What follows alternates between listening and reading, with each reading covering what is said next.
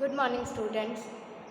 तो हम देख रहे थे बीएससी क्लास थर्ड के लिए डिफरेंट सिस्टम्स ऑफ क्लासिफिकेशन, यानी कौन कौन से कैरेक्टर के आधार पर किस किस तरह का जो क्लासिफिकेशन था वो दिया गया था। तो उसमें सबसे पहला जो प्रकार था वो था क्लासिफिकेशन बेस्ड ऑन मॉर्फोलॉजी, जो कि 17वीं शताब्दी से पहले तक प्रचलन में था, जिसमें केवल बाहरी आकृति या बाहरी लक्षणों के आधार पर जो पौधे थे उनका वर्गीकरण किया जाता था। आज हम पढ़ेंगे दूसरा वर्गीकरण, जो कि classification based on reproductive organ. Reproductive organ यानी कि जननांगों की संरचना के आधार पर जो वर्गीकरण किया गया, ये 17वीं शताब्दी के आरंभ में ही प्रारंभ हो गया था इसका।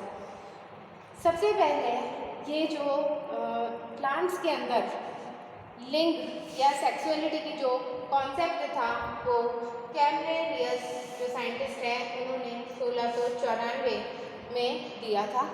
उन्होंने ही सबसे पहले ये बताया कि पौधे के अंदर जो फ्लावर्स होते हैं, उस फ्लावर्स के अंदर जो ओवरी होती है वो पौधे का मादा जननांग है, जबकि ओवरी यानी कि अंडाशय और वर्तिका, और जबकि स्टैमन यानी कि पुंकेसर व पोलन ग्रेन्स यानी परागकण, ये दोनों चीज़ें जो है वो नर जननांग होते हैं। तो जब वैज्ञानिकों को ये पता चला कि पादपों में भी सेक्सुअलिटी या लिंग विभाजन पाया जाता है, तो उसके बाद से जो पौधों का वर्गीकरण था उसको एक नई दिशा मिली, और इसके ऊपर आगे जो काम था वो कैरोलस लीनियस द्वारा किया गया था। कैरोलस लीनियस, इनका जो टाइम पीरियड है वो है 1707 से लेकर 1778 के बीच में। इन्हें फादर ऑफ टैक्सोनॉमी भी कहा जाता है, क्योंकि इन्होंने वर्गीकरण के क्षेत्र में बहुत अधिक और महत्वपूर्ण काम किया। जो पौधों के नामकरण के लिए जो प्रचलित है बाइनोमियल नोमेनक्लेचर, वो कैरोलस लीनियस द्वारा ही दिया गया था। तो सबसे पहले कैरोलस लीनियस जो है उन्होंने सेक्सुअलिटी इन प्लांट्स यानी कि पौधों में लिंग विभाजन के आधार पर क्लासिफिकेशन दिया था। ये क्लासिफिकेशन जो था वो पौधों में स्टेमन या पुंकेसर की संख्या के आधार पर था, और इस तरह का जो क्लासिफिकेशन होता है वो आर्टिफिशियल क्लासिफिकेशन या कृत्रिम क्लासिफिकेशन कहलाता है। इन्होंने अपना एक पेपर पब्लिश किया था जिसका नाम है सेक्सुअलिटी इन प्लांट्स, जो कि 1729 में पब्लिश हुआ था।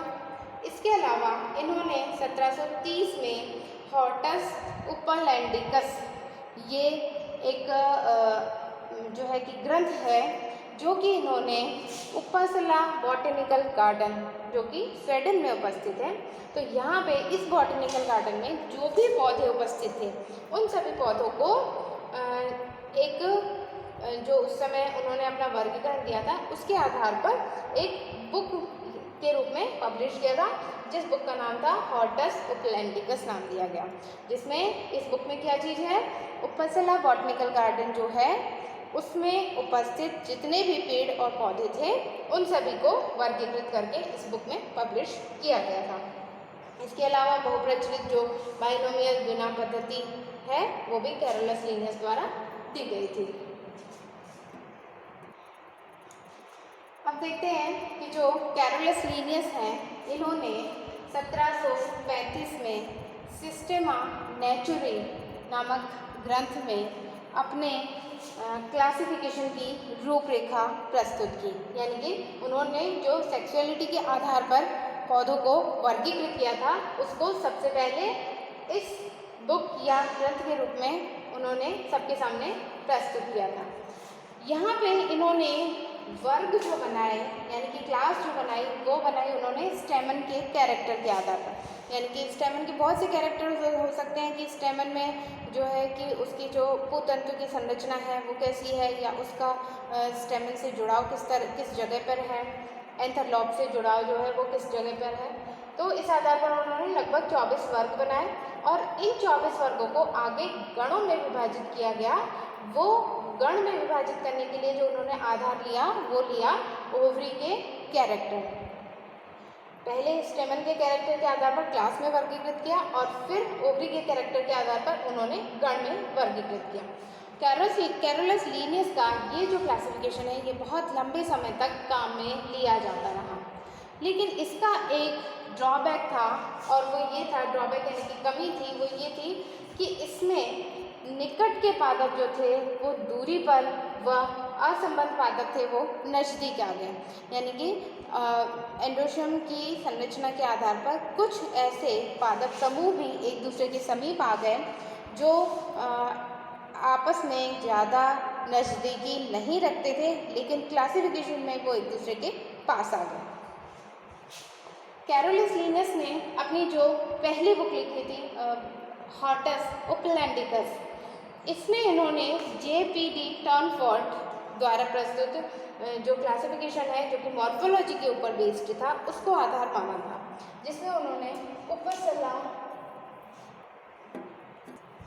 ठीक है, तो ये जो था हॉर्टस ओपलैंडिकस, जिसमें उन्होंने उपसला बॉटनिकल गार्डन जो कि स्वीडन में उपस्थित है, वहाँ पे जितने पौधे थे उन्हें JPD टर्नफोर्ड की पद्धति से वर्गीकृत किया।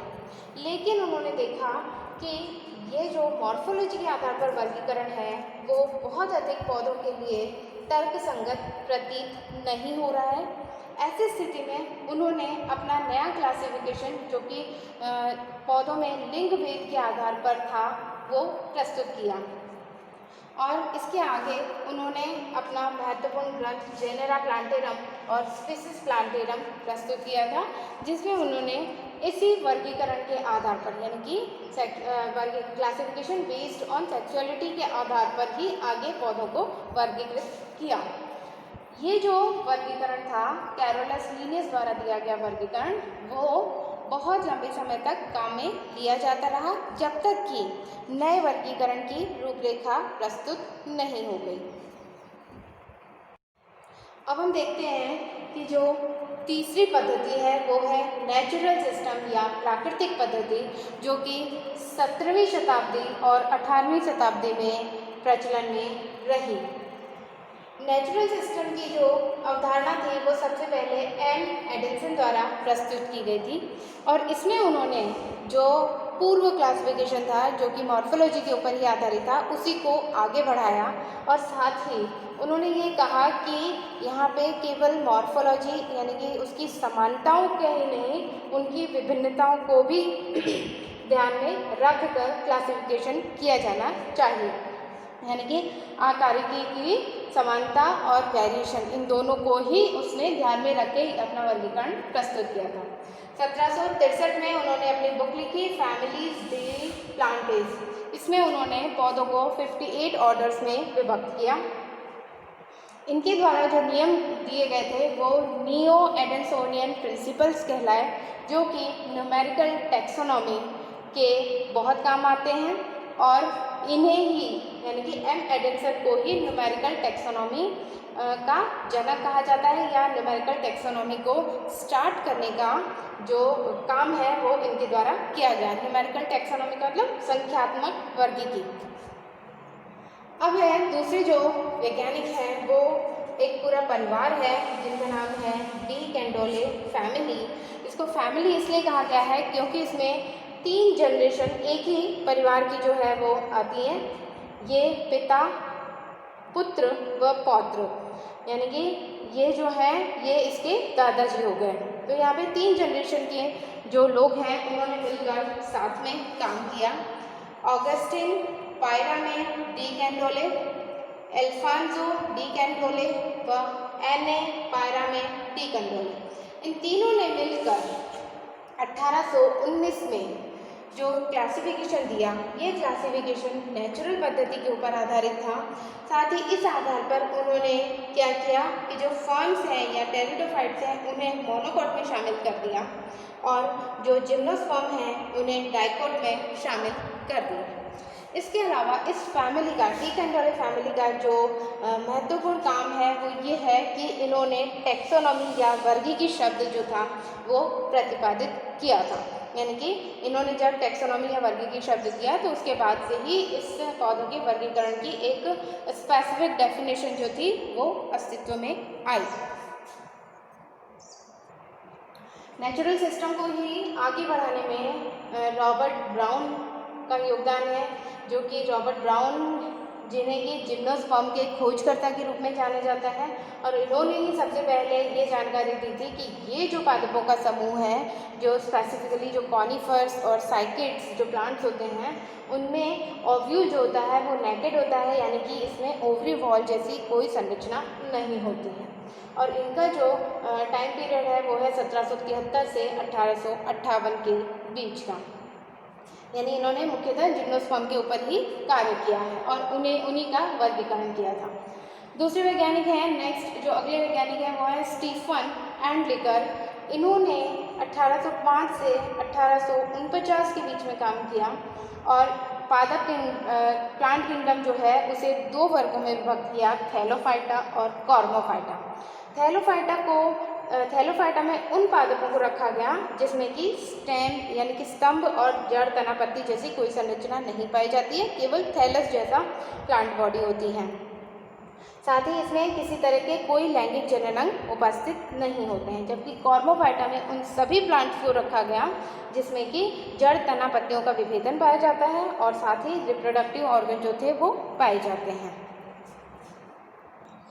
अब देखते हैं कि अगले वैज्ञानिक हैं एडोल्फ ब्राउनियार्ड। इन्होंने पादप किंगडम को दो भागों में विभाजित किया, क्रिप्टोगेम व फेनेरोगेम्स, यानी कि अपुष्पोद्भिद व पुष्पोद्भिद पादपों में।